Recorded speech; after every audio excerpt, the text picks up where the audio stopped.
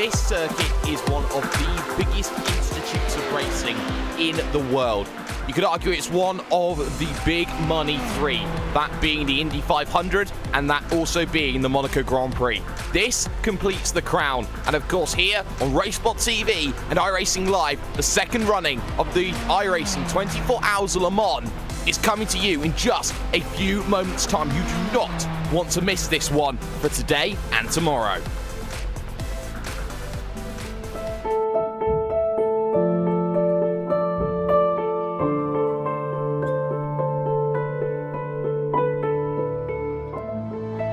When I sat in the car, you always wonder, what's it going to feel like? You know, it was my first time driving a mid-engine GT car. You know, my thoughts were, wow, this is really good for our first time in a car. I was really surprised by it. You're sitting low, you got the A-pillars at steep angles, the windshields at steep angles, you can see the fender flares. I think we have a chance to win. Everything's got to go right, but I think we have a car that can win the race or be on the podium. But can you imagine how cool that would be to go back 50 years later to the year and do it?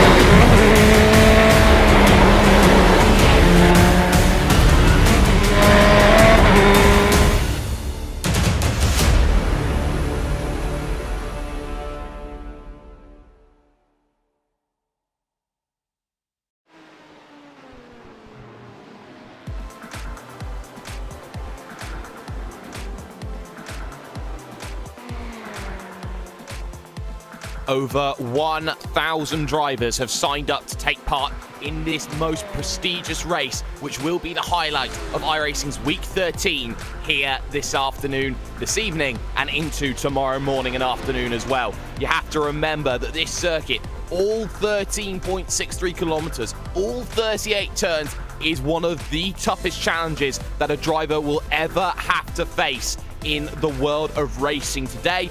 And sim racing holds the platform. 58 cars will be looking to take to the grid, 58 teams in two distinct different categories, HBDs and of course the all new, brand new GT Endurance category, which has so many people excited. Good morning, good afternoon, good evening, all race fans across the world. This is the origination of #DoYouMind, because I am #DoYouMind Jake Sperry. Joined alongside me in the commentary box is the man of Mr. Cisco Scaramusa and Mr. Cameron Walsh as well. Cam, this is absolutely fantastic. This is such a high-level field that we're seeing today. I've seen teams like Pure, Evolution Racing Team. Some of their vehicles have been struggling today to get themselves into top split. That's just how prestigious this race can be. And everyone wants to try out the two new vehicles on the block, the Ford and the prancing horse of the Ferrari.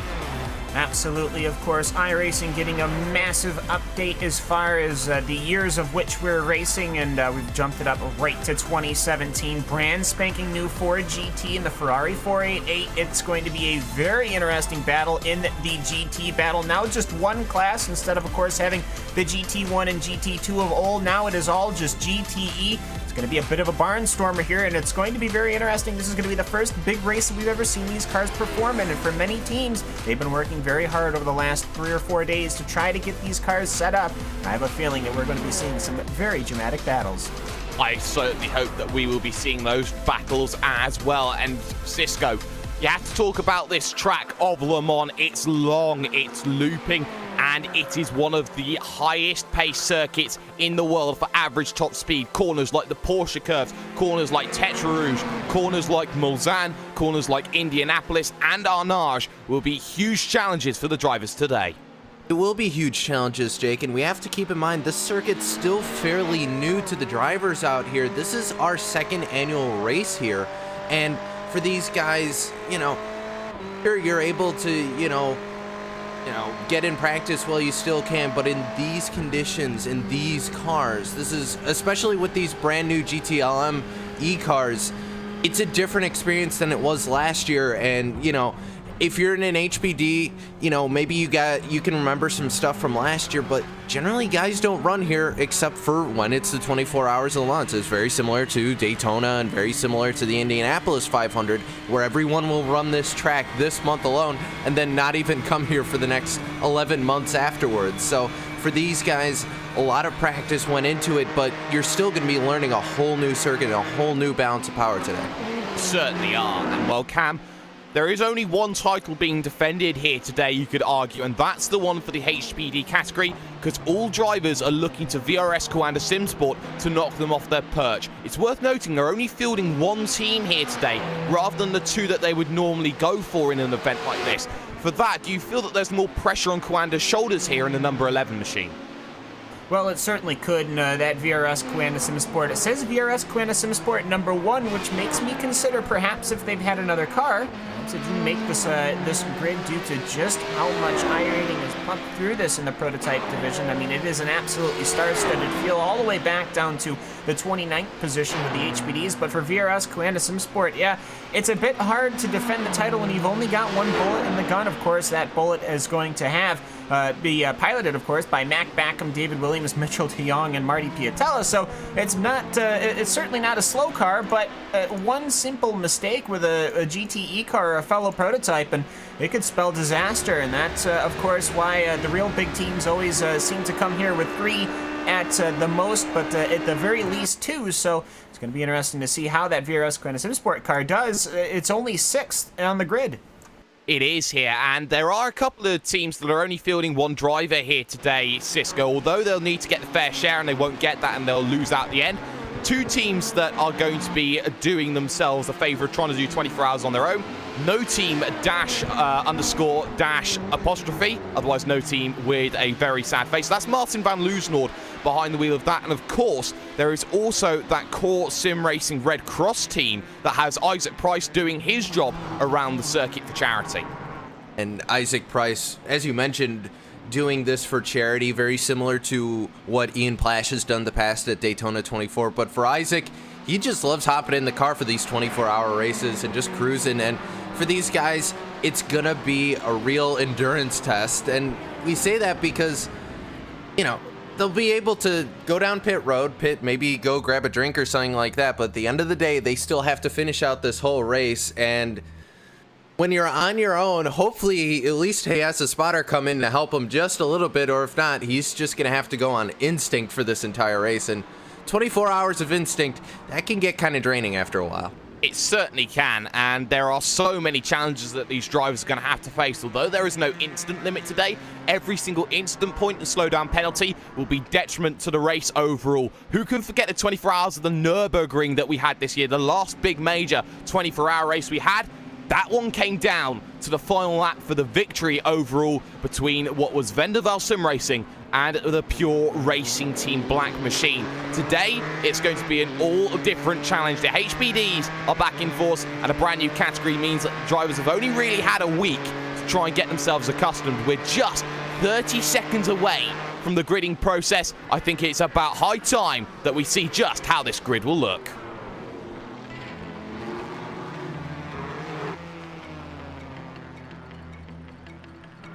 Pure Racing Team LMP 24 Hours will get the overall pole position in the number 71 machine. They're joined on the front row by the 92 of Hyper Stimulator TTL Esports.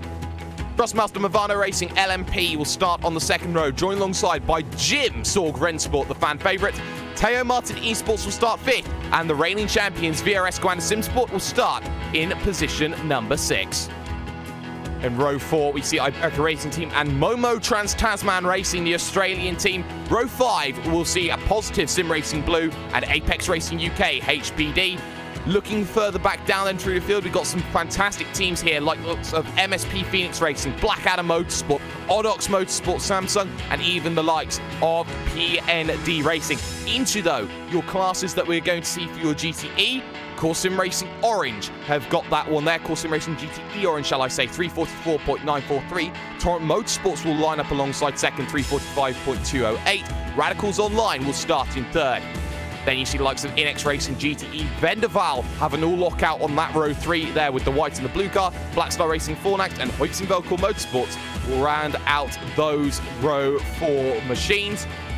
58 cars then taking to the grid, and a very good split here. 29 vehicles in your HBD, 29 vehicles here, Cam, in your GTE field. Absolutely, and of course, star-studded in its own right. Even all the way, it's interesting, even all the way back to the final row of Glacier Racing with Yoni Bachman. So we'll see. Normally, the Glacier boys are in a Ford of their own. Well, they're still in one, and that shouldn't be a shocker at all. But yes, this is going to be very interesting between the Ford and the Ferrari. One thing I've constantly heard about, Jake, is just how well these cars are BOP'd with each other, and how it should be a fantastic race left to the drivers and teams, not to the cars themselves. Exactly, and we'll talk more about that as the 24 hours goes into play. We have just started off here in this race right now, the warm-up lap. Not exactly a lap as such, but still the ability to just get yourself ready and get yourself going in the early stages, because, well, we're going to start talking about these LMP machines heading around the Porsche curves. They will be the first of the vehicles to try and get themselves going, and then further back from that, your GTE field are being led by Frederick Rasmussen, who is the poster boy for GT racing as things stands at the moment. But we are going to focus, though, on the front of that field. It's Maximilian Benecke in for Pure Racing Team LMP 24 Hours. It's Josh Rogers for the Hyper Stimulator TTL Esports machine. Watch out for the likes of Tommaso Carla and Patrick Holtzman. Holtzman, a driver who has flip-flopped from team to team to team. He joins Jim for the 24 Hours in this race. And that's going to be something that you have to keep an eye out. Just remember here, ladies and gentlemen, that our racing here today is brought to you by &Wern Designs, our official graphics partner here at RaceSpotTV. A big thank you to Istvan Balog for his camera packs for gourmets as well. And to ATVO, our official graphics overlay here at RaceSpotTV. 24 hours will be getting underway in just a couple of moments' time as we head towards the likes of the Ford chicanes to end this lap. Pit lane then, as the pace car will dive down in, is early here, but it's very narrow, so you don't want to be coursed along, as the tricolor now will just fly overhead to signify the start of 24 hours. All on Benecke, and he'll get a jump early here as he goes through the 4 curves. Let's get ourselves underway. 24 hours in the books.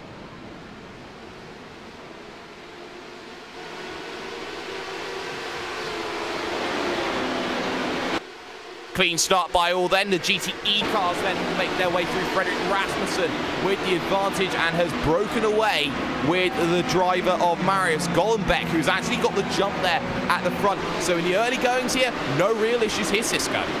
No, and Gollenbeck got a fantastic start on that race, able to get ahead of the Ferrari of Rasmussen. So now these guys going to head through what's left of the Bugatti circuit here, and then they'll head, of course, towards the Mulsanne Straight. But for the GT guys, everything looks to be good. But back up front to your LMPs, they're already on the Mulsanne Straight. They already are. Maximilian Benecke then holds the advantage at the front of the field. Josh Rogers second, Tommaso Carla there in third. And the GTEs have to be careful on this Mulsanne Straight. This is the prime overtaking opportunity then to get themselves through and get themselves started. 2 GTEs started on pit road here, Cam, and we believe one of them, or both of them even, were Inex Racing machines. They actually are. One is the iRacing GTE Ferrari. The other one is the Ford. So interesting on its own. We'll have to figure out as we go on. But as they're going down the Mulsanne, as they're heading their way towards the Forza chicane for the very first time, we're going to go back to the GTE, where, of course, Sim Racing's GTE Orange, well, they started up front. They've managed to keep it. But that's not to say that Torrent Motorsports is not harassing them already. No, it isn't, and they've just managed to get that position back here down the Mulsanne. Drivers have to be careful in this GTE category here today, Cisco, because of the differences. For example, fuel saving. They have so much technology to their advantage, like going to different fuel saving modes. They can lift and coast. The differences between the Ford and the Ferrari is, even though that Ford has a larger fuel tank, it's very gas heavy, and that is going to mean that it's going to run its fuel tank out quicker than the Ferrari will. Yeah, and you also have to keep in mind in terms of cornering ability, that Ford a little bit more fragile. It's basically like a road-going prototype, that car, versus the Ferrari, which can handle the curbs a little bit more. I mean, you have to look at, you know, the origins of these cars. The Ford was built from the ground up as a racing car. The Ferrari converted from a road car to a racing car, and that really changes the driving abilities of the car and how you have to handle these cars. The Ford a little more slung down. You can't hit those curbs as aggressively as you can the Ferrari, but the Ferrari a little bit easier to drive. Certainly is here. I'm just looking at this big pack that's happening in your HBD field right now. I'm focusing on the JRT Vortex Sim Racing 24-hour number 42 machine. That's Luis Rodriguez behind the wheel. He's looking to chase down the Positive Sim Racing blue car. That's Arian De Freitas behind the wheel. Normally we see him in a Skip Barber car cam, but today, this sort of series, this sort of race is bringing in everyone from every single range of the iRacing community to race this race here today. Through the Porsche curves they go then for the very first time, and De Freitas under a lot of pressure. Absolutely, and not just different parts of the iRacing community itself, but people from all over the world are participating in this race, and so it's exciting as always to see. Of course, we always joke that those little wings on the Skip Barber cars don't do anything. Well, those big wings on that HBD certainly do. Arian De Freitas is going to have to use that downforce to try to pull away from Luis Rodriguez in that JRT Vortex Sim Racing car, and of course, it's starting to form up a little bit of a pack as Jamie Fluke is just pulling away just a little bit after this very first lap here at the 24 Hours of Le Mans, and he better be careful, Arian De Freitas. If he starts packing people up, you definitely don't want to start losing that pace. You don't want a risky maneuver. No, you don't here. You can not win this race in 24 hours in the first hour, but you certainly can lose it. 3-car breakaway at the front of your HBD field then. It's Thrustmaster Movano, Hyper-Stimulated TTL Esports, and Pure Racing Team LMP 24 Hour that hold that advantage right now. In your GTE category right now, Fredrik Rasmussen has started his second lap of the event. Marius Golombek behind in second, and Ricardo Castro-Ledo for the Radicals Online team in third, being chased here. You can see this field here in the early going, Cisco. It's not as spread out here in terms of your GTE pack.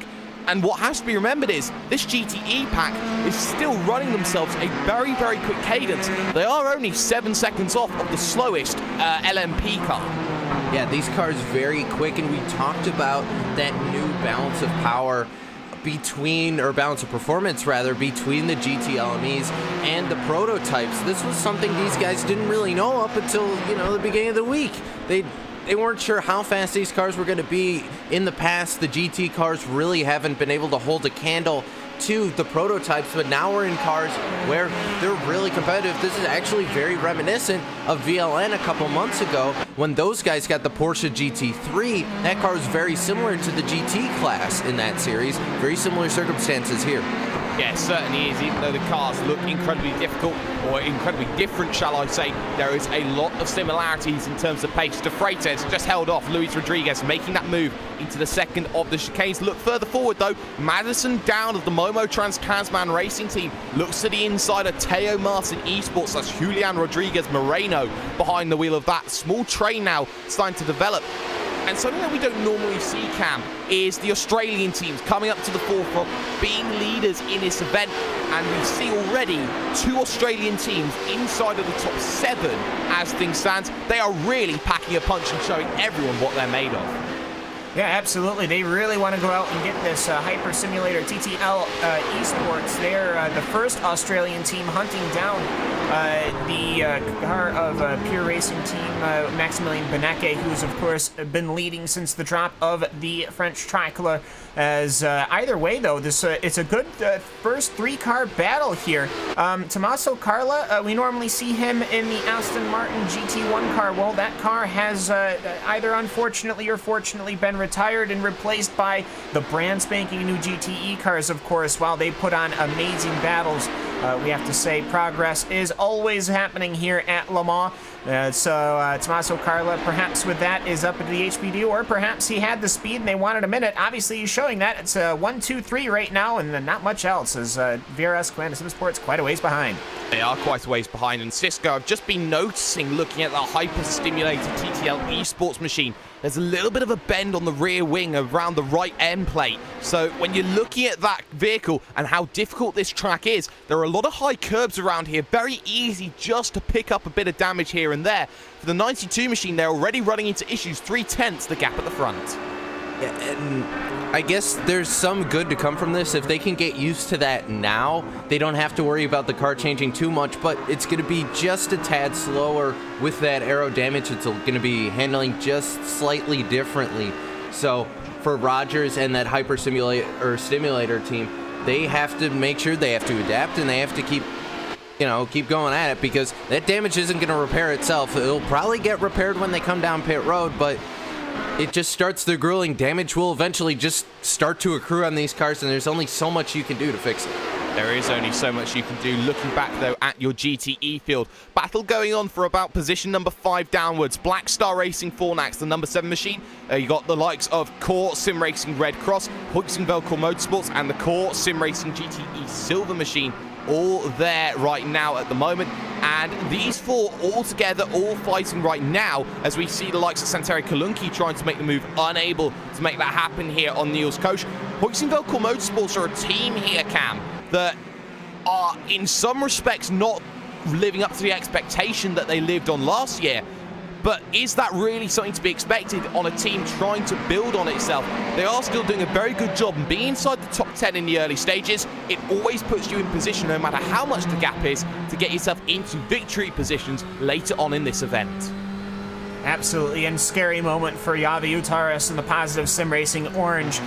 He went for quite a spin going just onto the beginning, that final corner right before the Mulsanne straight. He lost the rear end. That little right-hand kink spun out, almost hit the tire barrier. He might have nupped it a little bit, but it didn't seem to do anything to his number 28 machine. But either way, there are a couple of HPDs had to spear their ways around the spinning car of Yavi Utaras, and he's managed to get that thing pulled out around, but my goodness, is he going to be far behind.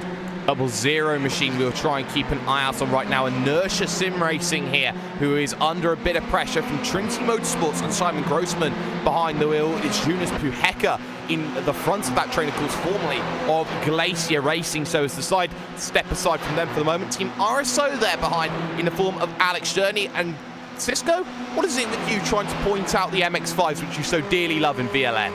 Well, they were going side by side down the Mulsanne straight, and it's interesting to see. You know, we talk about all these new characteristics for the cars, and we're starting to see what the aero package is like between the Ferraris and between GTLME as a whole. And Alex Cherney right now just sitting behind these two guys, and Jonas was able to pull away. He was able to get a fantastic slipstream on Grossman when they went down the first part of the Mulsanne straight, was able to get the pass done here. And it looks like he's been able to pull away for the moment, but you see Grossman start to reel him in here, and that's kind of the aerodynamics, these new aerodynamics these guys are having to learn. Yeah, and he backs out of it then, heading towards Mulsanne on the brakes. Small puff of smoke there just ahead of them. That was Cristobal J. Lopez for the GT Ross SST. And Cam, GT Ross has been a team that have always been there in 24-hour events, but just haven't been able to get themselves over the line. They had such a great run at the 24 hours of the Nürburgring. 2 incidents in hours 6 to 12 put detriment to their race there. Yeah, absolutely, and of course, you have to always, when I do think of GTROS, I do kind of think of the Nürburgring and the VLN, because I always seem to see them there. They're always primed in the VLN series, of course, which is on iRacingLive and RaceSpotTV as well. But right now, this little pack here being led by that Evolution Racing Team 226, It's 3 Ferraris, then there's a little bit of a gap to another couple of Ferraris. It seems like we've got quite a few Ferraris here in attendance today. I don't necessarily know off the top of my head just yet what the ratio is between Ford and Ferrari. I'm sure I'll look at that in a few moments' time, but I will say, for what it's worth, doesn't seem like there's a segregation of these two cars just yet, which is exactly what you want to see.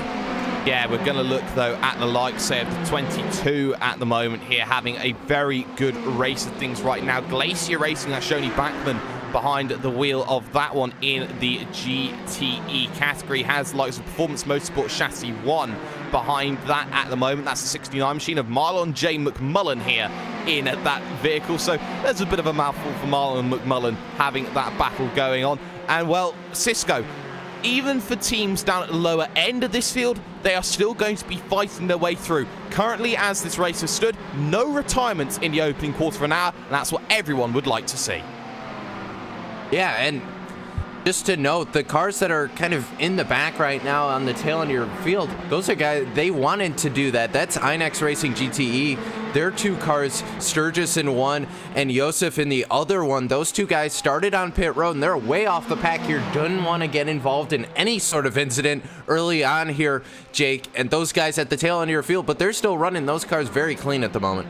Yeah, they certainly are. Battle, though, for the race lead of your HPD category, shall we say. Pure Racing Team LMP24. The pressure is being applied right now and runs a little bit wide, actually, coming out of Mulsanne. A couple of tyres dipped into the gravel. That's not going to be very helpful for Maximilian Benecke, who will now have to try and use this run up towards Indianapolis to try and scrub off all that dirt. Josh Rogers is just sitting behind and just making sure that all of that pressure can pay. Tucked right in underneath, won't be comfortable enough to make the move on the only really 3 wide at most section here on the run to the banked Indianapolis corner. And, well, Cisco, when you look at the likes of Josh Rogers for TTL, this is a driver who is a very consistent one, but both drivers at the front of this field have been known to make mistakes in the past. Will that be playing into other drivers' minds as they start playing that tactical game of chess in the opening 15 minutes? I mean, when you're in that car, Jake, you have to think, going through the driver's mind, anything they have to worry about just adds to that thought process. You don't want anything taking you away from these early moments of just focusing on hitting your line and getting in a good first stint. So for these guys, it looks like we're going to have maybe possibly problems with the 23. Not sure what's going on with the Apex Racing car.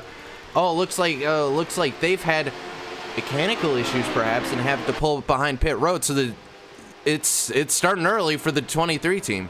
Oh, and the 23 team then runs into issues, and that's going to be a horrible, horrible situation for them. Hopefully, they can get themselves back out and going again, and that 23 machine will just have to try and survive after all of that. So, at the front of the field, though, it is 1 and it is 2. Pure Racing Team followed by that hyper-stimulation TTL machine.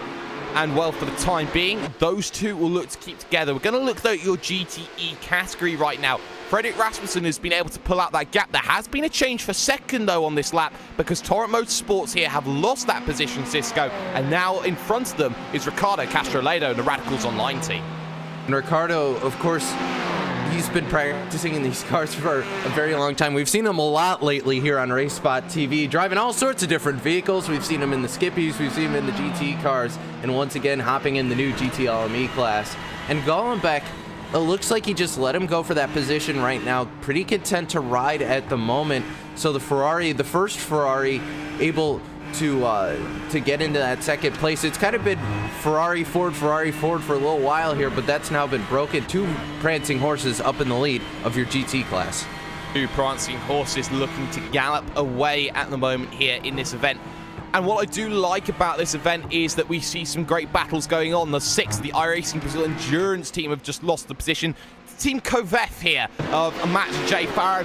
We like a good team with funny names coming along here. It's one of the joys about racing here that you look at, Cam. You look at the likes of, say, Team Kovef. You look at the likes of, say, that No team that we're seeing with the driver of Martin van Loosenor behind the wheel. Drivers just want to make sure they get their name out there, and the funnier, the better, in my opinion. Let's go through it to you. Yeah, I'm not really sure how to follow that up, but I was just taking a look at, I was actually taking a look at the timing, and one thing we do have to note, the 781 of Jamie Fluke, that's kind of your first HPD sort of group. You have the 2 leaders of Beneke and Rogers, and then everyone's kind of spaced out. That first group, Jamie Fluke, Julian Moreno, and of course Patrick Holtzman, those guys all sort of together. That's your first real group in the prototype class. And we talk about those prototypes, you know, we've talked about it time and time again, just how gentle you have to be with those cars. Any sort of damage could be adversely affected to those cars, and you don't want to be running in a group this early on, Jake, because things can happen. Yeah, things can happen. It's like trying to carry a China plate with a lake of lava beyond you, and the bridge that you're walking on is full of Lego bricks. That's the sort of dangers that you're having to face here when you're driving an HPD. And the argument can be said again for the Ford here, Cisco, because that Ford, a lot of drivers have been complaining about the damage to the under tray when they've been going over these curbs. You even look at one of those curbs, and they are going to cause you major issues. Yeah, and it's basically, you know, you look at the front valence or the front splitter on those HPDs, and even something, you know, just clipping one of the curbs in the Ford curve, or even one of the curbs in the Porsche curve, that'll do some damage to that car if you're not careful. You just have to be very careful where you're going. And I mean, we already saw a car have a little bit of issue going through Tete Rouge earlier on. So for these cars, they have to make sure you have to keep contact with the track areas. They head through the Ford curves right now, and you can see Luis Rodriguez in the Vortex car getting very, very liberal with those curbs. You don't want to be doing that too early, I think. No, you don't. You want to make sure that you're just keeping the car in mint condition, or as close to as you possibly can here in this event. The 18 machine has just managed to move up a position here on circuit. Cam, I know you've been looking at Wave Driving Revolution GTE1. That's Leonardo Corti behind the wheel. Look at this train battle as they head themselves all the way up towards Indianapolis right now. Cristobal J. Lopez there, Simon Feigl trying to defend this 5-car train battle. This is looking a lot less like GTE, more like touring cars in that sort of respect. To the outside then went Cristobal J. Lopez, and he brings GT Ross straight through as they all sort themselves out. Oh, that was a lovely exchange. Hopefully we can see that much more, but thankfully without the touring car part, nobody crashed into each other, and we don't have a car on its roof, which is convenient. But yeah, that G-Truss SST, the amount of pressure that is going on behind that car right now is massive, because he just made those moves up ahead, and he managed to make his way forward. Now that he's in front of this pack, both him and quite the other cars involved in this are really just trading positions. I mean, Leonardo Corti, that Wave Driving Revolution car, he managed to get past Trinity Motorsports just before they went into Mulsanne. Then as they worked out to go alongside with Simon Feigl, and then he tried to go for Cristobal J. Lopez. It was a very impressive maneuver, and we'll hopefully see that quite a bit, but obviously just this lap didn't manage to get him anything, as we have one car confirmed out of the race, I believe. Yes, we do. That's the BSR J. Blanco team that's running into issues. Cisco, you caught that. I'm not really sure what caused it, but they're missing a front cover to that car, so problems for that team regardless. Frederick Rasmussen was behind the wheel of that car. A little bit of a driver swap looks like to be going on right now. Not sure if they're just leaving that car and they're just heading out already, but problems for the 84 car, and I'm going to try and rewind the cameras back, see what I can find happening to that car. Yes, and Frederick Rasmussen, I will correct you, is still leading this one. We do believe that damage will be fixable. Hopefully they'll get themselves back out. Battle, though, still at the front of your field in your prototype division here. Josh Rogers just going to sit, just going to wait. And this is a sort of tactics, Cam, that we seem to see here. Maybe Josh Rogers trying to save a little bit more fuel here in the early goings compared to Maximilian Beneke. If Beneke has to come in a lap earlier because he's been leading that race, that is advantage here to the hyper-stimulated TTL Esports team in the long run.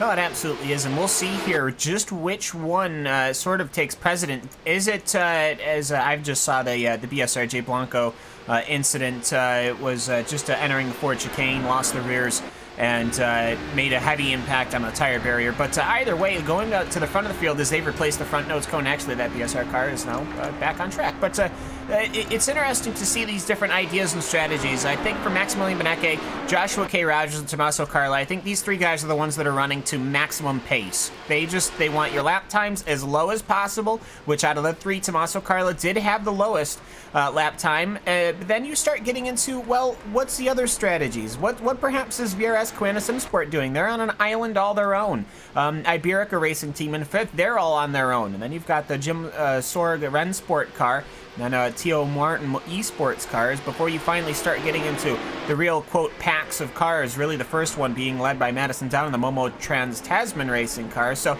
it's going to be interesting to see how these strategies develop, as it almost looks like Joshua K. Rogers is going to start fighting for the lead anytime now, perhaps down the Mulsanne. Maybe he will have the opportunity. It is worth taking a look at Josh Rogers to see just how he's going to make that move as they head out of the S's Tetra Rouge, this difficult sort of fourth gear corner at 215 kilometers an hour. Make sure you don't run too wide on the exit there. It is designed for you not to abuse that concrete on the outside as much as possible. Then you hit the public roads, then you hit the Mulsanne straight. And for Josh Rogers, 300 kilometers an hour already going here in your prototypes. He has the ability to make the move if he wants to, but you can see that overspeed, 8 kilometers an hour. He gets close, he gets a lot closer, he backs out of it there, Cisco. That is apparent in the early goings. He doesn't want to quite make the move just yet. Yeah, I think Rogers is sitting back. I think maybe on a different fuel map, perhaps in that car, at least just saving a little bit of fuel. Doesn't feel like he has to push the pace as much right now. So I think you mentioned that these guys trying to go full tilt. I don't think Benecke or Rogers is going absolutely 100% of everything they can do right now. They have a decent gap, those three, on Mac Mackham in the VRS car, but I still don't think any of those guys going full tilt just yet. No, not going full tilt just yet. I do want to talk about the car that's in third place here, Cam, and that is Tommaso Carla's Thrustmaster Movano Racing LMP. It's worth noting here that into this race they have two very, very accomplished drivers here in their midst that they can bring in. One Marcus Hamilton and one Mr. Evers that they have as well. The fact that they got Freddie Evers and also Marcus Hamilton, of course, both were from Friction Racing. That is the team that was challenging for that race victory last time out. That is a huge wealth of experience that they've brought into that Movano team. Yeah, absolutely. And, I mean, you just look at, well, even past the Movano team, just how many well-known drivers from all sorts of different series. But, yeah, that Movano car, I would not be surprised if we were saying that name all day long. You know, just especially with the addition of Marcus Hamilton, there is no way that this car isn't going to be running up front unless there is some dramas to affect. And we're actually, an interesting thing to note here is they're working their way now through Indianapolis. You can see how much dust they were just kicking up there on the exit of the Indianapolis corner, and that's going to be interesting. You can actually see underneath that Audi Sport bridge just how much dust is being kicked up. Will that, of course, affect things? Of course, and especially when they start getting into traffic, which I imagine is not going to be that much further now. Not much further at all for Benecke. He knows that the next car in front of him is the 420 machine of INX Racing Green. That's PJ Sturgis behind the wheel, and it's not often that you talk about INX Racing being at the back of a field, but that is INX Racing at the back of the field. Of course, they started from pit road and did not take the rolling start. So for Benecke, the first challenge is to get around the pair of those drivers in the early goings. And this is one of the keys that we're going to see here, Cisco. Drivers struggling, especially at corners like the Porsche curves. Traffic has the ability to gain you 5 seconds in cases here or there around a circuit. That's absolutely the case, but once again, we talk about this new bounce of performance between these two series. At the end of the day, maybe they ran a little bit in the run-up to the race here, but in terms of race conditions, Benecke's not had to deal with GTLME traffic yet with these new cars. So for Benecke, this is kind of going to be a demo reel of this to see what it's like to have to pass those cars. Apex will probably just, or INX rather, will probably just let him go to be safe here, but a little bit of a demo test just to see how it really stacks up in a race scenario. Yeah, it is going to be worth seeing how that stacks up. Battle at the front. Josh Rogers is just going to stay behind. But there you can see the difference here on the Mulsanne straight. They are really closing that gap. It was only 270 kilometers an hour that we're seeing PJ Sturgis down the straight, up to 312 for Maximilian Benecke as he hits the brakes here at the first of the 2 chicanes down this Mulsanne straight. And Cam, when you look at this Mulsanne straight, those 2 chicanes, they were added for safety purposes, but they are incredibly difficult in and of themselves. It is very easy just to run yourself a little bit wide and cost yourself maybe upwards of a second just by going that little bit too deep, as the traffic now looking like it's going to get lapped for the first time. So I remember the first Le Mans I really watched. I remembered in the late goings of a race, one of the front-running Aston Martins ended up parking itself in the left side barrier on the exit of the first chicane, and that was quite a moment, as I just remember that so very clearly for some reason, and I've always kind of remembered these chicanes as being sort of dangerous. I don't mean dangerous as in the reality. It's far more safer than having these cars plow down the entirety of Mulsanne on their own, but they're dangerous to the drivers in the sense that if they're not careful or that something happens or there's a bobble, there is always going to be the risk of having an incident, as Maximilian Benecke is looking to go past the second INX Racing GTE car. Still not sure what had actually happened to these cars. Perhaps they had missed fuel, perhaps something was not set up with the car that they liked, but both of them rolled the start, but then came down pit road and then went back out. So interesting indeed. But either way, Joshua K. Rogers, he's being very patient behind Maximilian Benecke. But either way, yeah, those 2 chicanes, I mean, 1990, I would have to say, many people would point to it as a golden part of motorsport, especially Le Mans racing, the height of some of the best sports cars that have ever been produced, but fairly obvious that they needed to put these chicanes in, and I will say they do. They do seem to have a good effect on the racing. I like them, and a little note, they are actually the exact same chicane, just inverted, yet the lines for going into them, for some reason, are completely different. Yes, they are. That is one of the small intricacies that you see at the circuit of de la Sarthe, shall we say, or the circuit of Le Mans. One of the big battles that we're going to see here, the lap traffic try and get through, is this one. GT Ross SST, Evolution Racing Team 226, Trinity Motorsports, Wave Driving Revolution GTE1. Then you got the likes of Inertia Sim Racing, Evolution Racing Team, Black Star Racing Gemini, and Team RSO as well.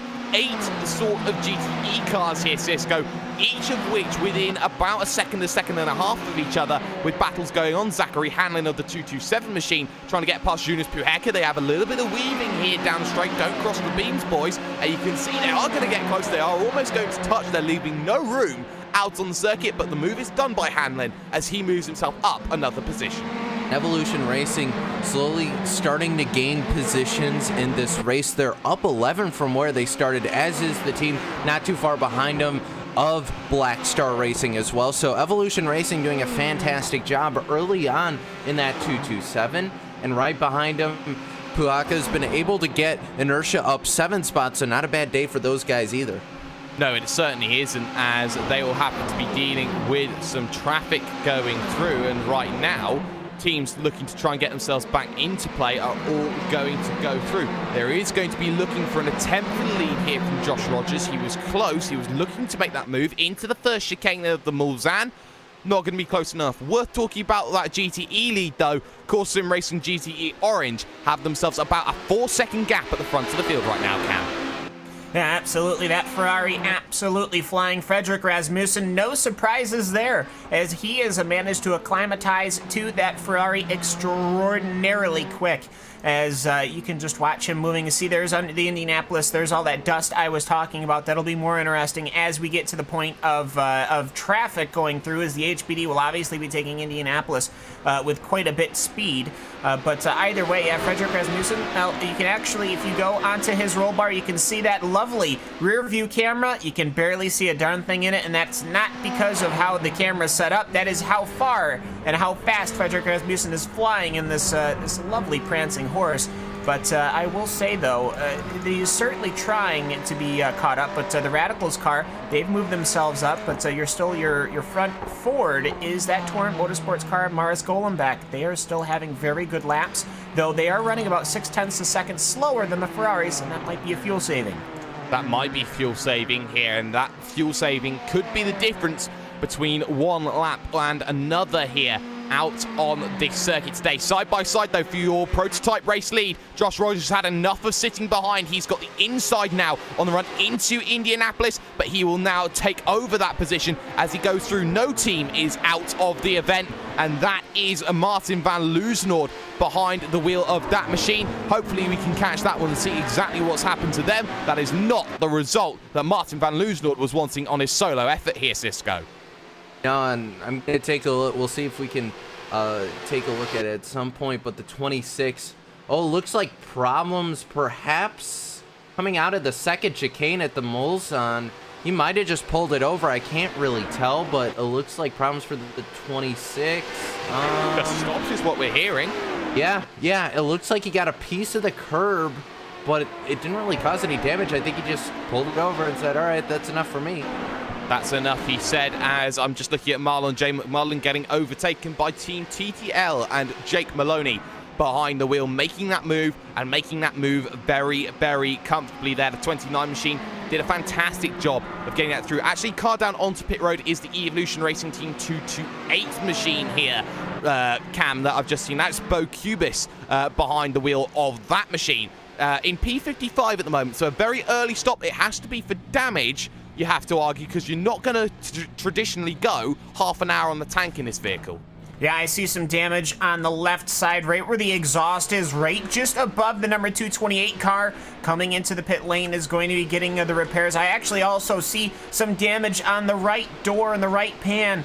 So as I'm walking around the car, they're going to be pulling out right now. Perhaps they have to do some repairs to that. Ian Ford, he is going to be climbing into that number 228 for this very early pit stop. It almost looks like something happened to the car where it spun around and wrapped itself around something at a high yaw, because it's got damage on both sides, but not the front or the rear, which is important because that rear diffuser sticks so far out on this Ford GT. Very easy to get damaged, and the aerodynamics, well, it doesn't appear that it would be affected too much, but Ian Ford, he's going to be inheriting a car that is already quite a bit second-hand, and we aren't even a full hour into this race. No, we're not, and doing that damage in the opening hour means that it's a long way home. I want to take a look, though, at the number 2 machine, Jim Sorg Rennsport. Everybody loves Jim, no matter who you go to and talk to in sim racing. Alongside with Mad Cow, Jim is the machine that everyone likes to talk about here, Cisco. And it's the driver in that vehicle I want to talk about, Patrick Holtzman. Here is a driver who has changed teams, I believe, 3 times since March here. He's part of Apex Racing UK, left them, joined Hoyks and Velcor Motorsports, left them, now driving this with Jim. Of course, this might be a one-race deal that he's got with them. It might be a case that he's joining them on a full basis. But Patrick Holtzman, in the last 2 years, has been part of 6 different teams. What does that say as a driver for a team that's trying to recruit? I'd say for Holtzman, you know, changing teams can be a very tough thing because you have to learn with, if it's a big enough team, they'll have a crew chief or a race director or some sort of strategist, so you'll have to learn their cues versus your own. But keep in mind, for these guys, it's usually a couple less people than what you would see in real life, so it's not, you don't have to worry about like having to learn the names of your 50 new race engineers. So luckily for Holtzman, it's not a huge departure versus, you know, maybe say Takuma Sato moving to Andretti this year in IndyCar. But for Holtzman, still, it's a different set of drivers that are going to be running with you in this race. It's still going to be maybe a little bit different team colors, which at the end of the day, you're still driving a different color car. And if you're looking for the pit board or for your pit stall, it's going to be just a little bit different. But for Holtzman, I think he's set up with a very good team. As you mentioned, everybody loves Jim. So for those guys, I think it's a good change. I think it is a good change, and talking of change, we've had a change for the race leaders. Pure Racing Team have gone back up to the point and taken that position away from that HBD known for hyper-stimulated TTL Esports. Replay on screen, that was into Indianapolis, very similar to the move that was done earlier on there in the race. That was a very, very good move by what was that team of Pure Racing. And right now, actually, if we look back live, they've now got the advantage of traffic here because Josh Rogers has been completely held up by Maurizio Macconi in the Wave Driving Revolution GTE 2 machine. That's enough to give about 1.2 seconds out on circuit here today, Cam. Yeah, absolutely. They're going to be working their way through, trying to get their way cleared at least before Dunlop, and especially before Touch because that's where your HPDs are going to be really at peak speed. So either way, we're going to see what they can do here as they go down towards the Mulsanne.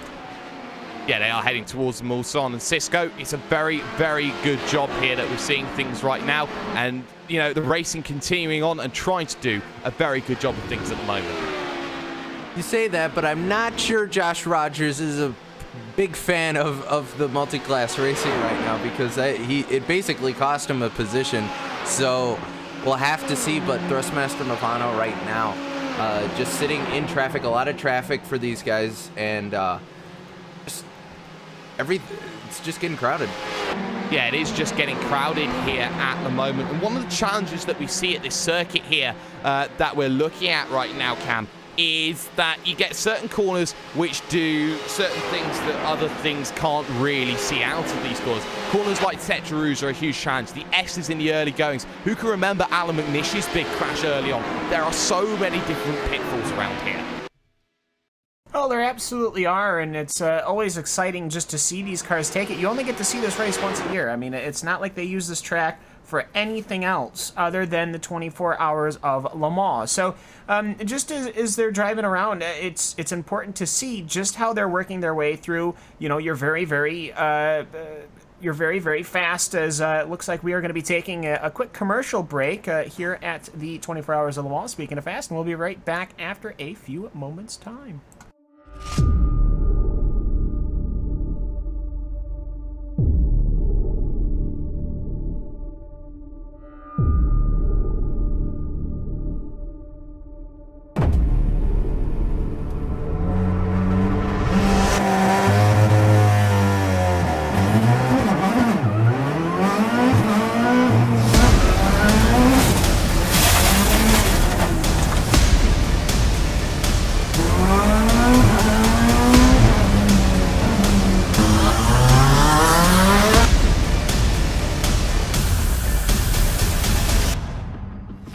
Hi guys, I'm Scott Speed, driver of this amazing Volkswagen Beetle GRC car.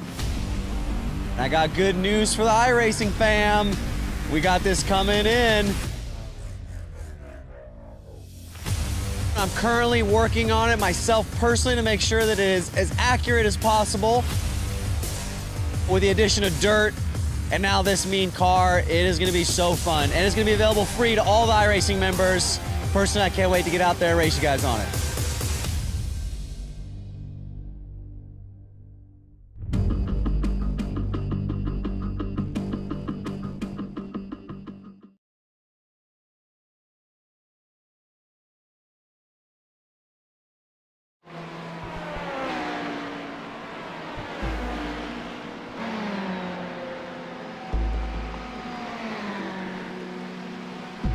Sorry about that, ladies and gentlemen, but you are here watching the 24 Hours of Le Mans here on iRacingLive and RaceSpotTV. The first hour of the 24 still continuing on here on its merry, merry journey. And we're seeing here a lot of vehicles now just trying to get themselves to that first pit stop window here. A very difficult pit stop window.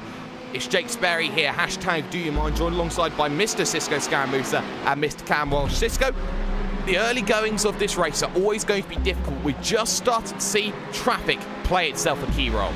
Yeah, it did, and Mac Backham has now taken the lead for VRS Coanda. So those guys out front, Tommaso Carla, he's fallen into second for Movano, so traffic playing a big factor for these guys. And as for the shakeup for your GT field, Rasmussen continues to lead, so nothing too different there. The one car continuing to lead that GTE class.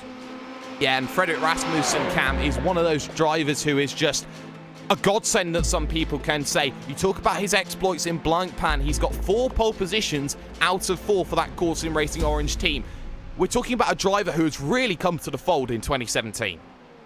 Yeah, absolutely, and really, it's as soon as we started just collecting more and more GT cars, it seems that he has been able to really climb up the ladders, and now here he is leading the 24 Hours of Le Mans. Of course, it is not just an effort all on his own. He's got teammates Maximilian Pauli and Jan Jacques Carew of France and Finland, respectively.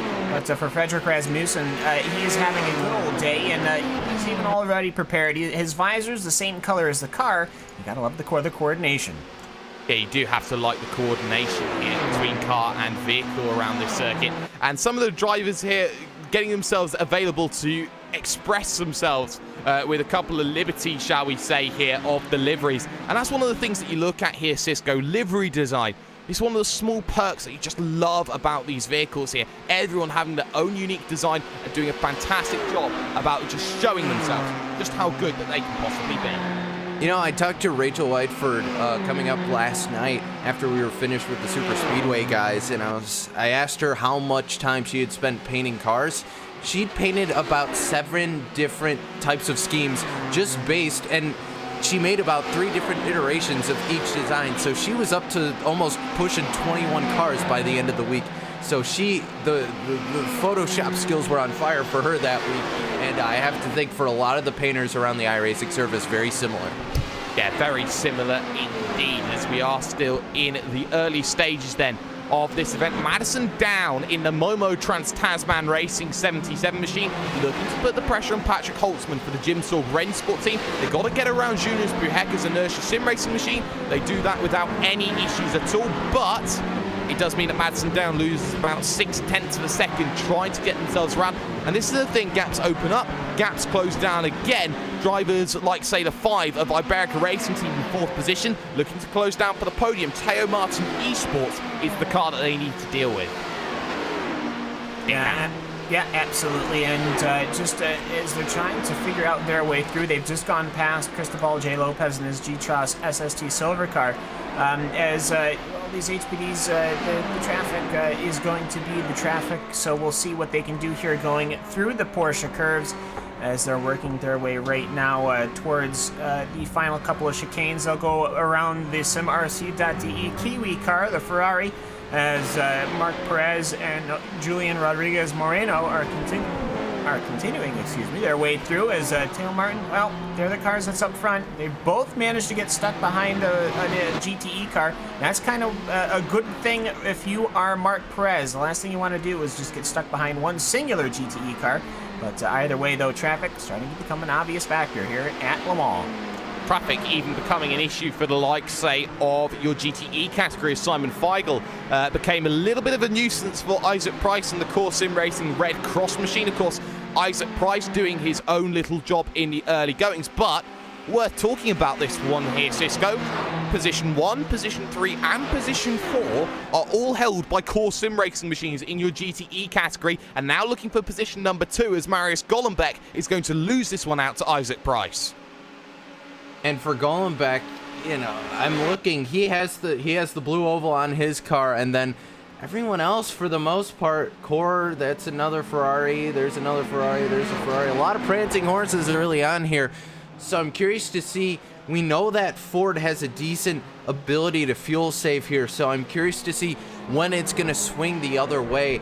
We know that balance of performance has been very close. We reported on Randy Cheneth has done a lot of testing in both cars. He's come away with it saying the balance of performance very similar. So we'll have to see when it swings the other way for the Ford. I think in the long run, Ford might win out here. We'll just have to see.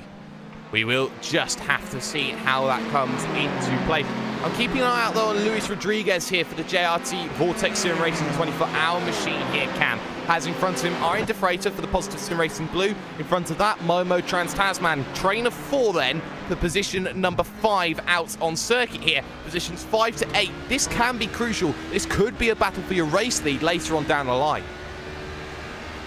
Absolutely, and this could be a battle of the guys that are running to fuel numbers, or perhaps the drivers themselves. These are the drivers that, whilst obviously having extraordinary lap times, are might not necessarily be the fastest drivers. So what we're seeing here is perhaps these cars are getting ready to go to their relays and hand them off to perhaps the hot foot. Now, I imagine that everybody here is going to be at least double stinting, if not triple stinting, to start their runs here at the 24-hour of Le Mans, but they're working their way, siding their way really through traffic as it stands. Arjen de Freitas, he stands to lose some time if he gets stuck behind Juan E. Lopez. They're heading into Indianapolis. Now, this is where there's all that dust.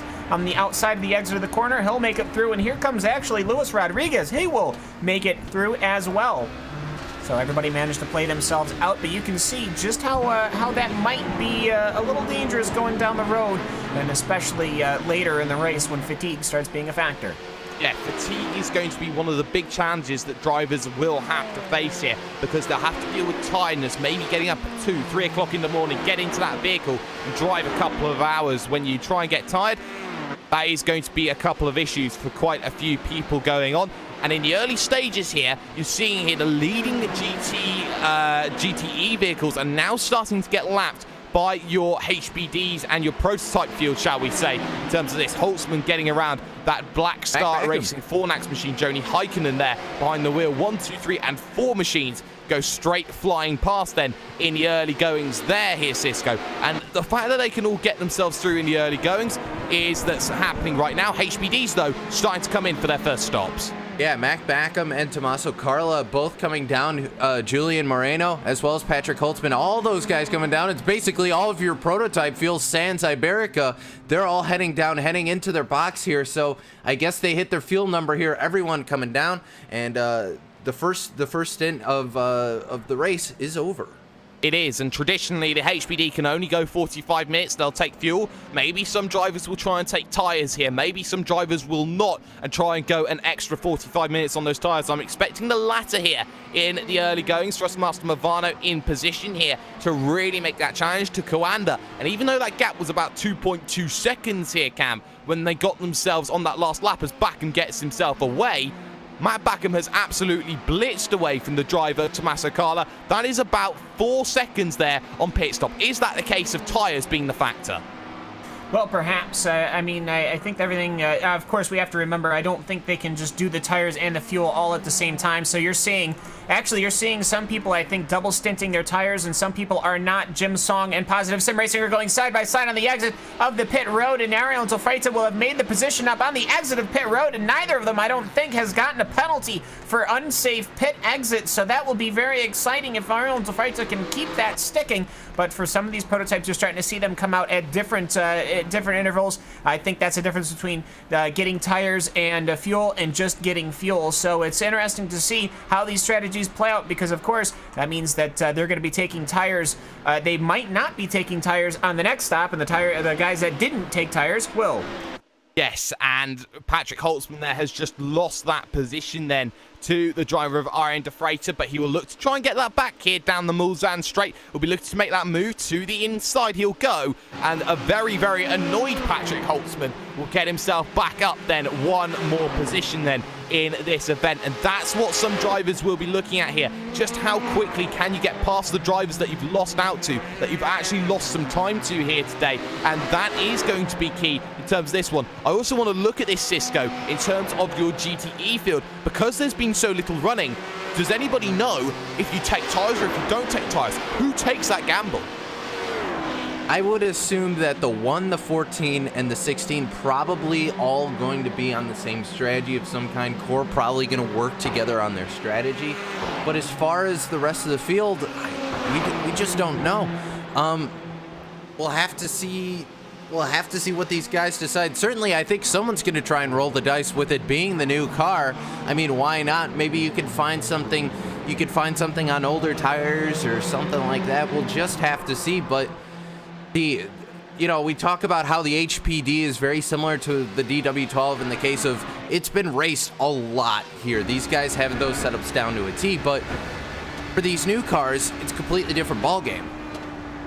Yeah, it completely is a completely different ball game here, and that is something that everyone is going to try and deal with here in terms of this racing. Taking a look at the Iberica Racing team, that's Marc Perez behind the wheel of that one in the 5 machine. We'll see if he drops down onto lane this time by. He does, so he's on a different strategy. He went a lap longer than most of his rivals here, as Justin Brunner and Inex Racing Green will come in also just in front. So for Marc Perez, he's gone a lap later here. Is that an advantage for him? As you can see, battling going on as the Team GT HBD tries to get himself down onto pit road in between the bits of lap traffic, likes of Simon Feigl there. So in terms of this, do you think that Iberica are in a better position right now here, Cam? Yeah, absolutely, and we're seeing just how they're running through here after that first pit stop. I think we'll have to see where the GTEs come in, but Iberica, of course, running fairly well, I'd have to say. But either way, actually, I just almost saw an incident with one of our front-running HPD cars, Kajimia. He almost ended up having an accident with that Tail Martin Esports car, but they've managed to pull a massive gap just because of how hard Kane had to have gotten onto his binders. But either way, though, we should be seeing the GTE cars coming into pit anytime soon now, I'd have to say, and we'll see perhaps when the core car does come alongside. They're just going through the first chicane right now, but I think these cars, Jake, can make 14 laps. Sorry to change the subject a little bit abruptly, but I think it'll be 14 laps, and Elvin might say even 15, which would be very impressive, I have to say, but that would involve a lot of fuel saving. It certainly would. Out to pit road then went Marc Perez, and Perez, it seems that in terms of his race, he is only the likes of being behind, say, Thrustmaster Movano, LMP right now, so hasn't really lost too many positions in this, is still in the podium as things stands in this event right now. So, Cam, in terms of this race, you look at drivers who are trying to really make that push, trying to get themselves into this event, trying to bring themselves back into play. You look at your GTE field, it's 1, 2, 3 core sim racing right now. Toro Motorsports have had a shocking lap. Yeah, absolutely, but it's not, they were running fairly comfortably in third, but as we said earlier, I mean, the lap times are just not there.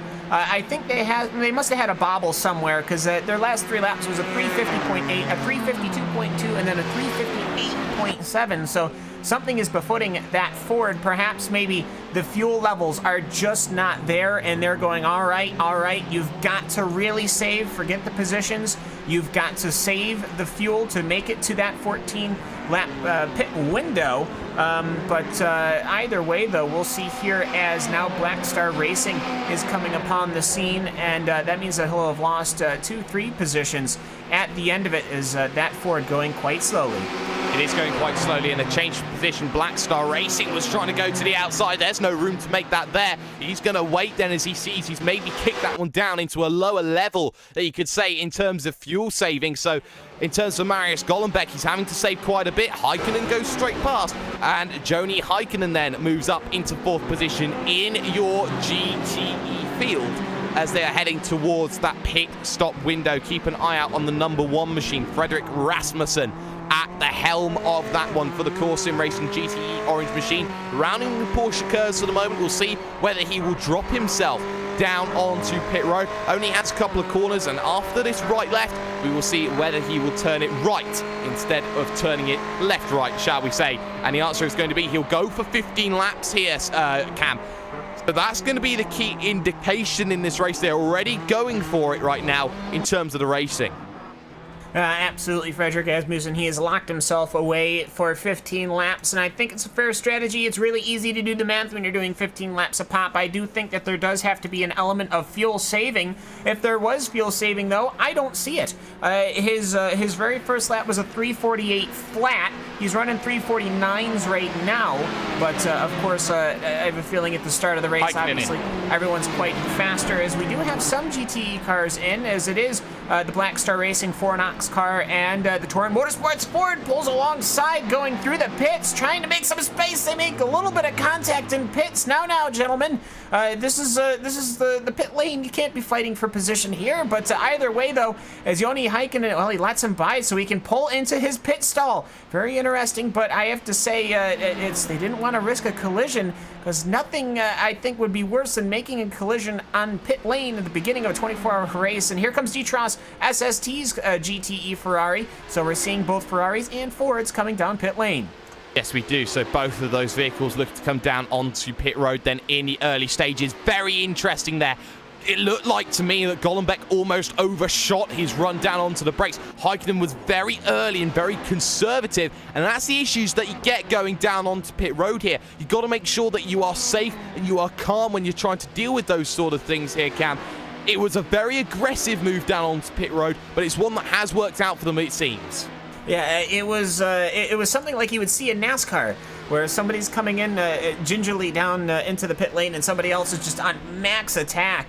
And we actually see this happen quite a couple of times with prototypes and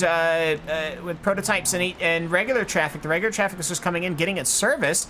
And then you'll see an HBD on max attack come into the pits, and it creates interesting situations. Quite a couple of Fords now on pit lane. Glacier Racing, one of them, Torrent Motorsports, still getting its service, though the Ferrari has left, so I'm presuming the Ferrari has just gotten its fuel. Joni Aikinen, he'll continue on his double stint of tires then, as we see the Wave Driving Revolution GTE car, as well as the Performance Motorsports Chassis 1 car.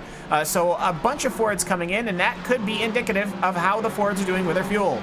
Yes, it could be indicative indeed that they can't go 15 laps on their fuel. Fredrik Rasmussen will be a driver that is expected to come down in onto pit road. Same could be said for Isaac Price. Same could be said for Santeri Kulunki here, as he'll be looking to go through. And just to make life a little bit more difficult, the race leader of your prototype division and of your race, number 1 VRS Commander Simsport machine, Matt Backham, behind the wheel. Started 6th, up into the race lead. He now makes his way past Nathan Schartner in that Inex Racing GTE Ferrari. So Matt Backham now starts to make some goes through in. Tyres changed and drivers changed for Torrent Motorsports there, Cisco. Cam, I'll throw it to you. Yeah, I think Cisco's probably still cozying into his chair, getting back here into the booth. But yes, so Torrent Motorsports, they are our front-running Ford. At least they were up until that pit stop. But Ross Balfour will be getting into that Ford. He'll be locking himself in to that GT car and letting it loose. The car looks fairly all right. I did notice a little bit of rear damage, a little bit of right side damage on that Torrent Motorsports car, but nothing that should affect it too much. But either way, Ross Balfour, well, he's going to be climbing into the car after a 54 minutes of running here at Le Mans, which is only good for 15 laps. Rasmussen is in as the 21 has spun the vehicle around. That 21 machine belongs to the Team GT HBD. That's Michel Ricci behind the wheel of that one. But Fredrik Rasmussen in from the race lead and was heavily coasting on his way into the box. Isaac Price will follow, so will Santeri Kulunki then in the early going. So now the case for Core is, have any of their drivers lost positions in the early goings here, Cam, compared to the others? Because the fact that they've got to deal with this here and the fact that they've been coasting on their way into pit road, does that mean that they were really, really concerned about their fuel numbers for 15? I would absolutely suggest that the fuel numbers are going to be extremely tight for the GTE cars and, frankly, the HBD cars as well. But either way, Fredrik Rasmussen, he's parked there. Pretty much the entirety of Core has come in all in one go. Niles Couch, as well as Juan E. Lopez, two names that we know very, very well, and two very familiar paint schemes, the Vendevel and the Heisenfeld Core Motorsports, of course, on their respective machines, the Ford and the Ferrari. But here comes pretty much everybody else. This is just about as far as you can go. The Team Run SportOnline.de 197 of Stefan Yon is in the pits. Jonas Osayan Puhaka in that Inertia Sim Racing car. The Core Sim Racing cars are just leaving now. One is still stationary, so I almost wonder perhaps did they take tires different from their teammates? We'll have to find out. As once we get all the numbers here, I'll look through them all. But either way, though, pit lane, an extraordinarily busy place. It certainly is, and looking at where everyone is in terms of getting themselves back out, it seems that we've seen a very good stop for Hoyksing Core Motorsports. The GTE silver car is away, the Red Cross is away, but they've all managed to get themselves out, and they haven't had too many issues with, say, cars trying to get themselves back into play here in this race. GT Ross are an absolute mile away in comparison, so that would indicate here that they have managed to get themselves that little bit of a gap. And Cisco, looking at the front of the field, Commander Simsports have pulled out a 4.3 second gap as we head towards the end of the first hour. Yeah, so Mac Backham doing a fantastic job behind the wheel. Carla decently far behind, but still in visual range at least of Mac Backham, so not completely out of this yet. But you have to think for Movano here, maybe try a little bit of strategy, maybe save a little bit of fuel. We'll just have to see what the 3 is going to do, but I have to think the strategists are working away over at Movano to figure out what can we do to catch that 11 car. what can we do is certainly going to be a big argument. I am looking further down the field and seeing some cracking battles, especially in the mid-pack for about P13, P14. Kane Kugamiya for the hyper-stimulated TTL Esports, of course, was running up in position number 2. Now scrapping it out for P13 with Teo Martin Esports right now here. And Cisco, when you're looking at this battle going on, it seems that Moreno now has to be careful here at Kugamiya. Kugamiya has been absolutely storming through this field, and he is a man on a mission. Yeah, doing a fantastic job is that driver.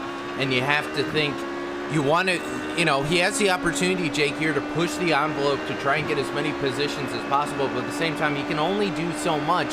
You don't want to be writing off the car if you're trying to be aggressive early on here.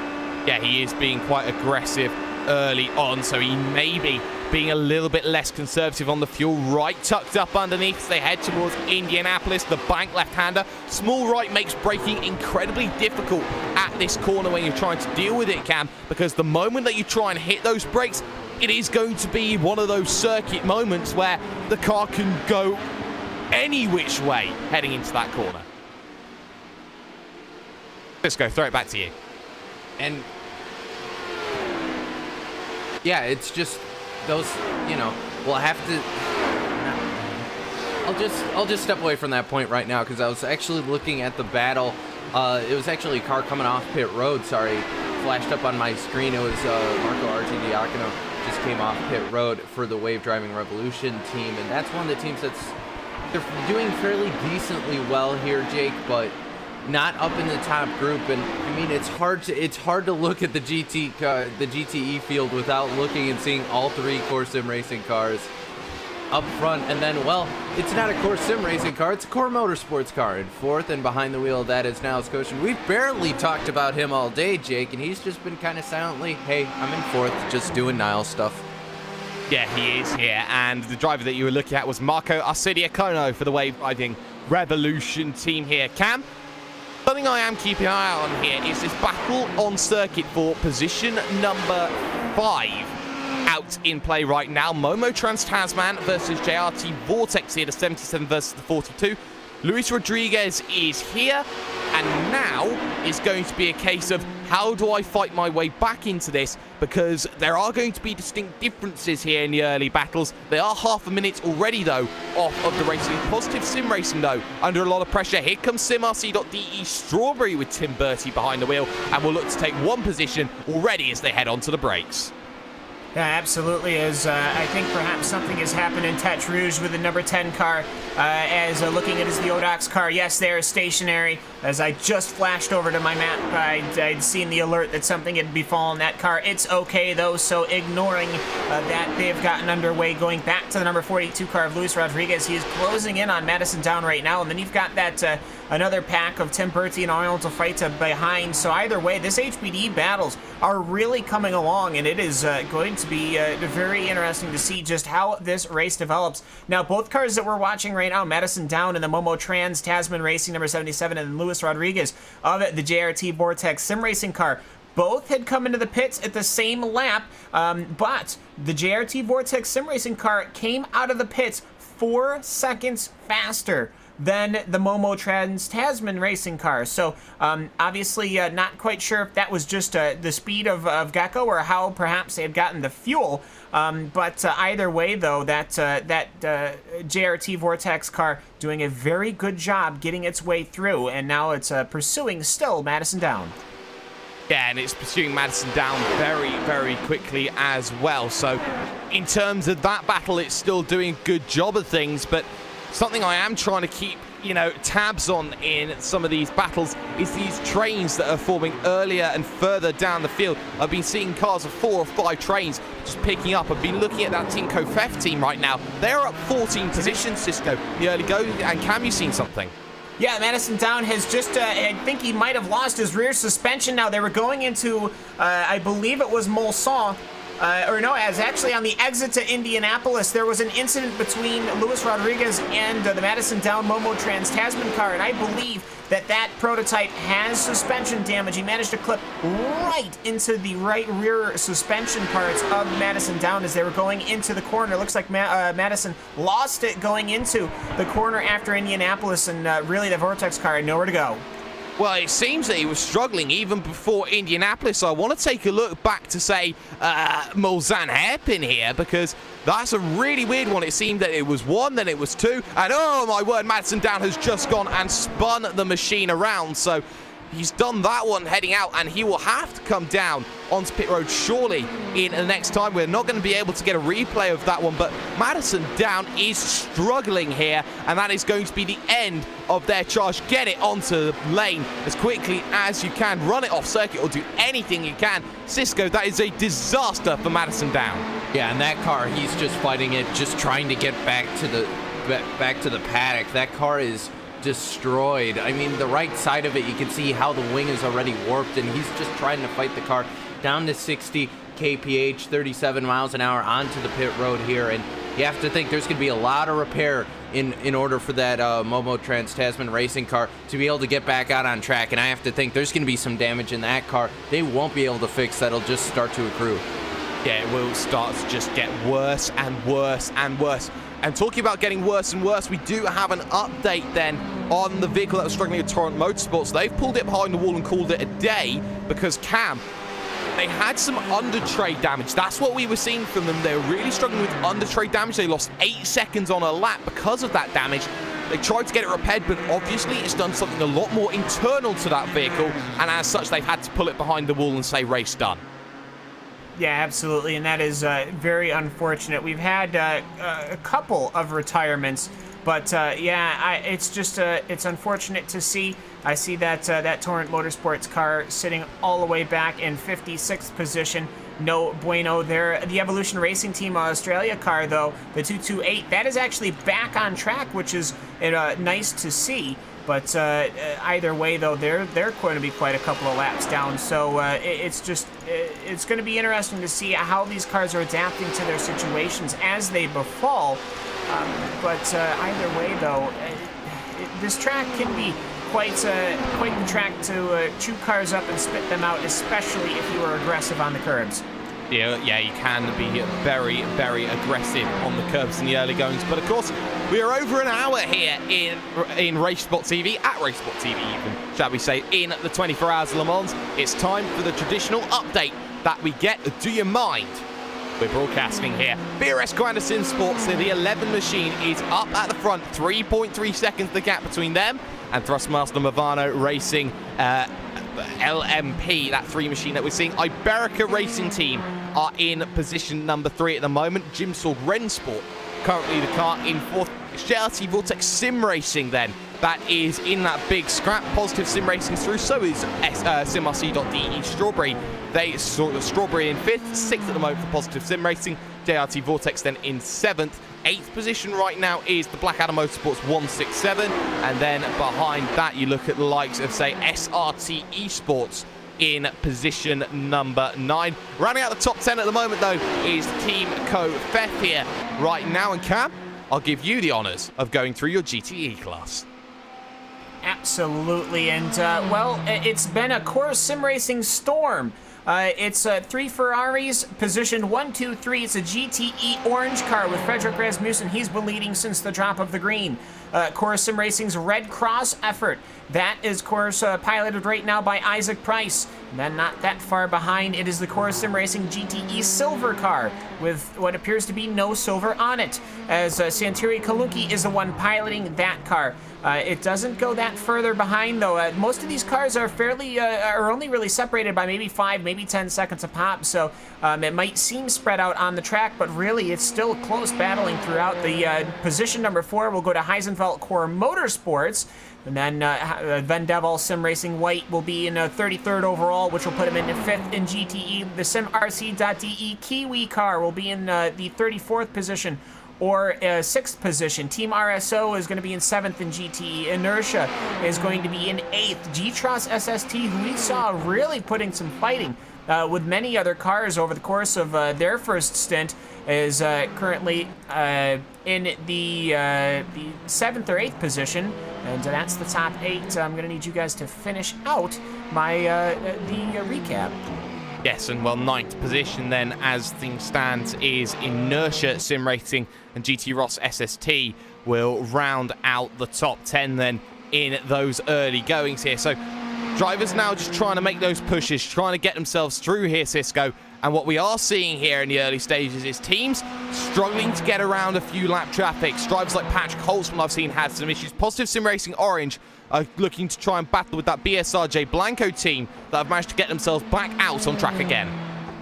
Yeah, and those guys, once they can get that car back out, you know, at that point, it's just a case of you have to take stock of what's in the car.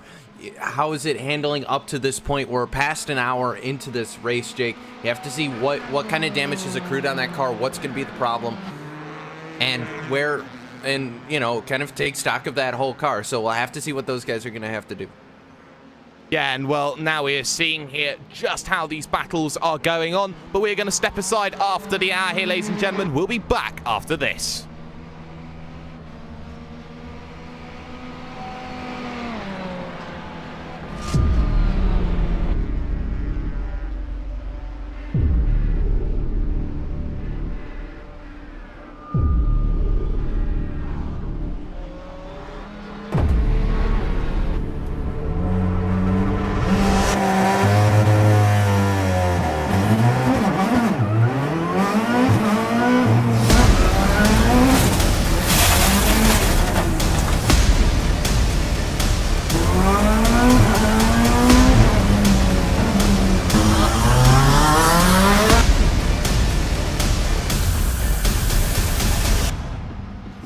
Hi guys, I'm Scott Speed, driver of this amazing Volkswagen Beetle GRC car. I got good news for the iRacing fam. We got this coming in. I'm currently working on it myself personally to make sure that it is as accurate as possible. With the addition of dirt and now this mean car, it is going to be so fun. And it's going to be available free to all the iRacing members. Personally, I can't wait to get out there and race you guys on it.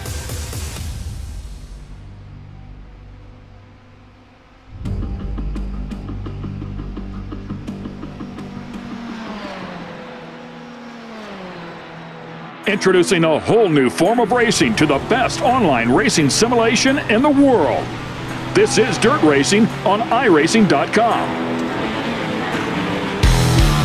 Race online at some of America's most legendary dirt tracks, including Eldora and Williams Grove. iRacing is the premier online racing game featuring NASCAR, IndyCar, sports cars, and now World of Outlaws, the leading sanctioning body for dirt racing. iRacing is easy to use and features a centralized ranking system to make sure you have the best experience at any skill level. With a massive inventory of high-precision laser scan tracks and cars with an unmatched dedication to quality and detail, iRacing gives you the most authentic online racing experience available. Thanks to iRacing's dynamic track system, developed specifically for dirt racing, tracks change over the course of a race, just like your favorite dirt track on a Friday or Saturday night. From a slick racing groove all the way up to the cushion, iRacing's dirt tracks deliver non-stop racing action. Partnered with the World of Outlaws, iRacing is your source for the most authentic dirt racing experience available, featuring 4 brand new tracks and 11 new cars, including street stocks, legends cars, late models, NASCAR trucks, winged and non-winged sprint cars, with much more on the way. Join the Dirt Revolution on iRacing.com and start slinging mud today.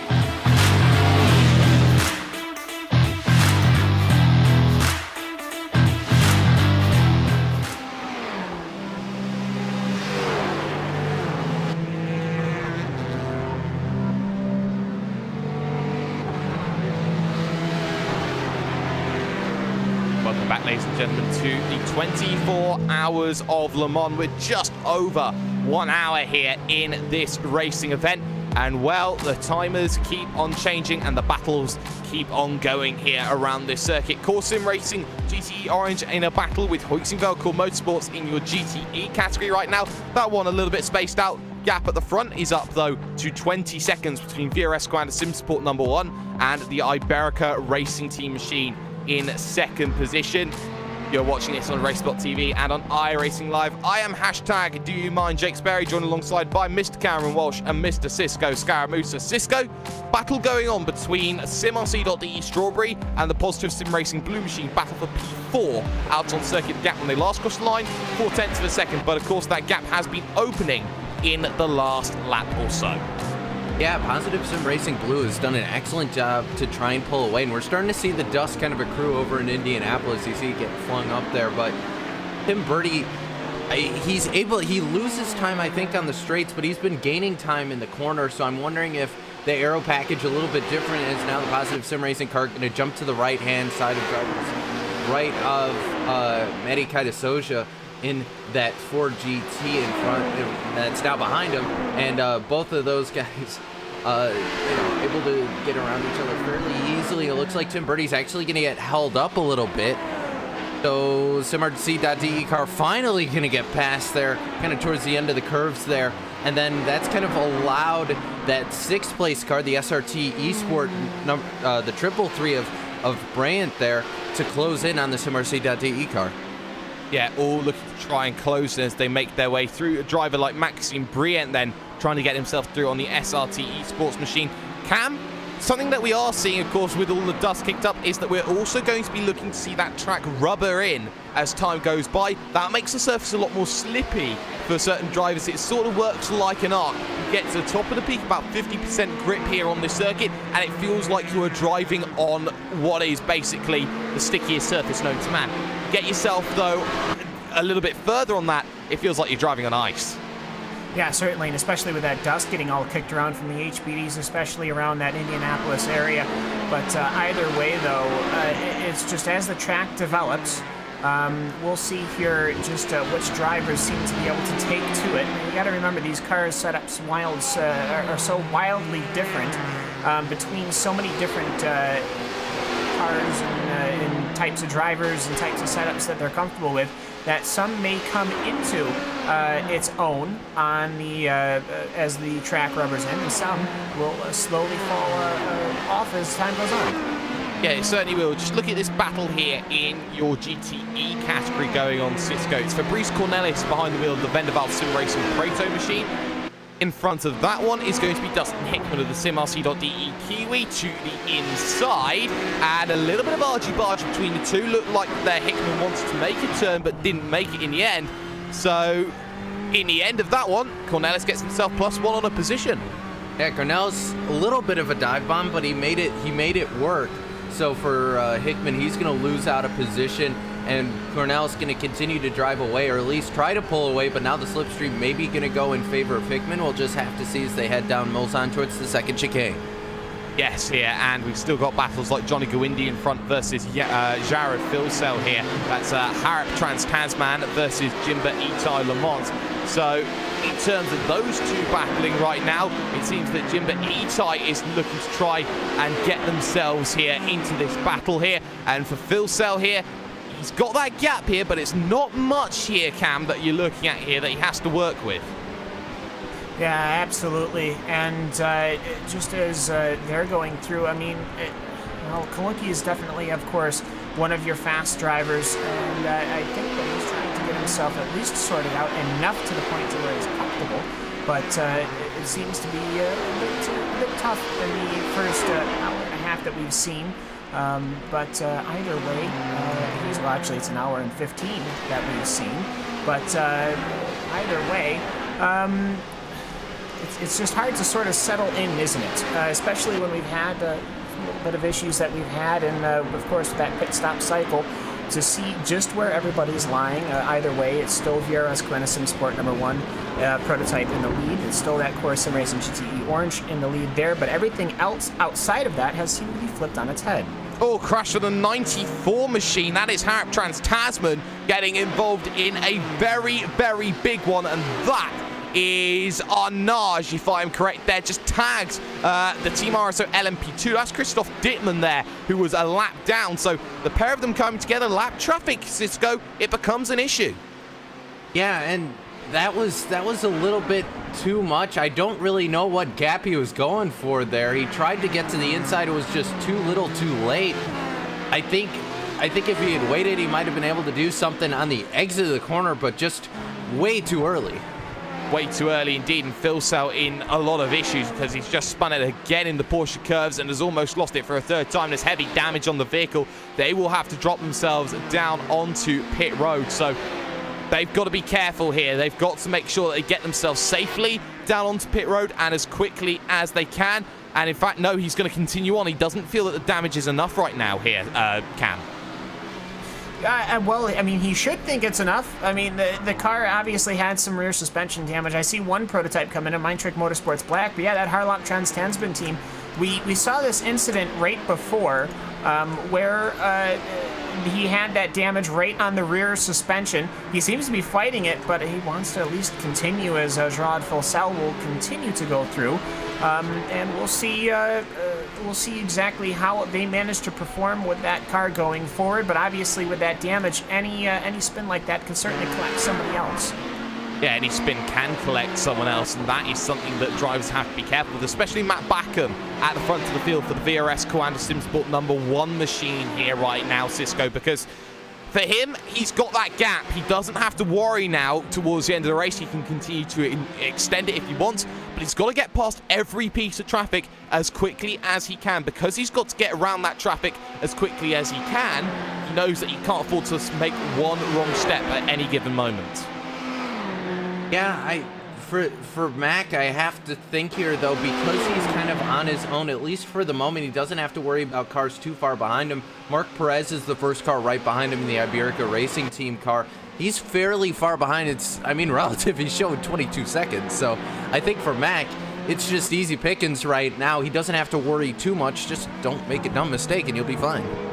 Yeah, here as they are starting to make their ways through then in terms of this one. I do believe we are going to get a little bit then of an interruption, it seems, here in this event. So we are going to step aside for a moment and see what happens in the next few moments. You're watching the iRacing 24 Hours here on RaceSpotTV and on iRacingLive.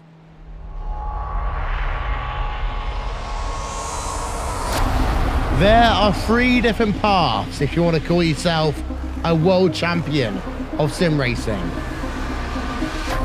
NASCAR, open wheels, or endurance racing.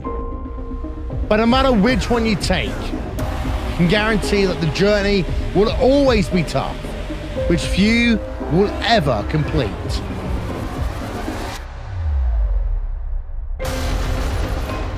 The iRacing World Championship Grand Prix Series, the premier road racing series in sim racing, started with a new car taking center stage. Then, it was Martin Kroenke resisting any challenge thrown at him to break the 5-year stranglehold of Gregor Hutu as being world champion. These drivers and teams are not just competing for pride, they're competing for money. And with over $20,000 in prizes for each of the series up for grabs, drivers really do put it all on the line. The NASCAR Beginner Series powered by iRacing is the premier NASCAR eSports series featuring the cars and tracks from the Monster Energy NASCAR Cup Series. The 2016 campaign saw a return to the top of the mountain by Ray Alfalla as a 3-time Oval World Champion. The march to that championship was not easy, though, despite the fact that Ray Alfalla took home the most points in series history. It just also happened to be the tightest championship fight we had ever seen. These guys are set for the 2017 campaign. The Blancpain GT Series hosts the top GT3 endurance teams in sim racing, with groups of 3 or more drivers sharing the wheel. This is a championship you can't win alone, and you need the same determination, passion and drive from your teammates to be successful. They often say that it takes just one mistake to lose a championship, and in team racing, it may not be your mistake that costs you the win. Last season, VRS Coanda SimSport won the championship by a single point. This year, who will step up to the plate?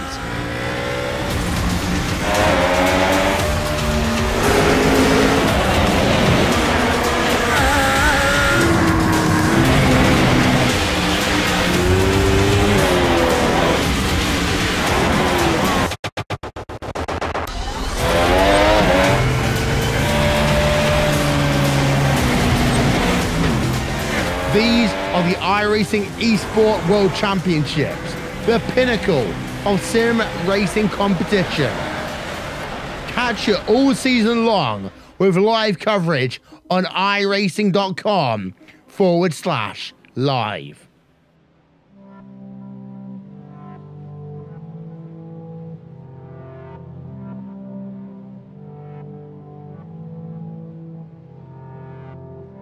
Welcome, ladies and gentlemen, to the 24 hours of Le Mans here on RaceSpotTV and on iRacingLive. I am #Do You Mind Jake Sperry, joined alongside by Mr. Cameron Walsh and Mr. Cisco Scaramusa. Unfortunately for us, we are in a little bit of a red flag situation here, you could argue, ladies and gentlemen. And in this situation, it is felt that here at RaceSpotTV, we've got no real other alternative here but to shut up shop then for the afternoon as things have continued on. And it is a shame here on the 24 hours of Le Mans to stop our coverage. It's something that RaceSpot don't take lightly and don't want to do, but we feel that it is the only decision at our disposal here. Don't forget that the 6th round of the iRacing.com Grand Prix World Championship Series, I've butchered the name, but I'll continue onwards, is coming to you from Silverstone in 1 week's time, as will the 3rd round of the VLN Championship. But from all of us at RaceSpotTV, make sure you race hard and race safely as you continue on your days. Thank you very much for joining us, and we'll see you in another race at another time.